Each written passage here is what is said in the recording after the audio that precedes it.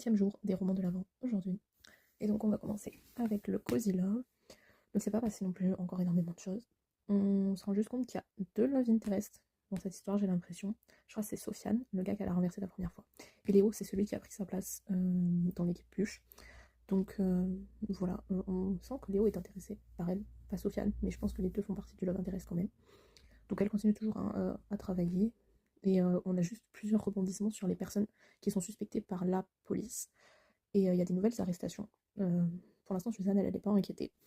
Mais je pense qu'elle va mener l'enquête avec sa collègue, puisque à la fin, en fait, il découvre quelque chose d'assez important.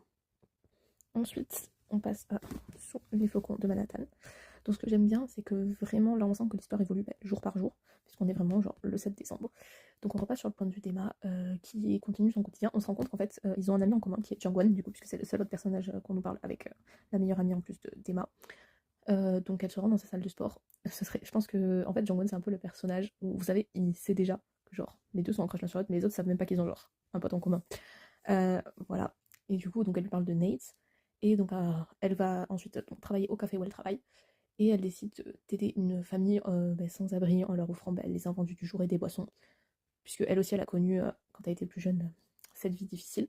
Sauf que le manager, enfin le chef veut pas et du coup elle préfère démissionner et elle se retrouve donc dans l'obligation d'accepter son poste de lutin, puisque il lui faut une solution pour gagner de l'argent. Et enfin, donc, le Tiliez, c'est toujours plus angoissant, je trouve.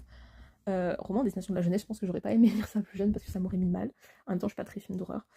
Mais du coup, Léo donc revient encore, enfin pas Léo, pardon, Naël revient encore au premier jour, au 1er décembre, donc il crève les pneus sans se faire prendre et va à la bibliothèque pour se renseigner donc sur les disparitions, enfin sur la disparition de Léo.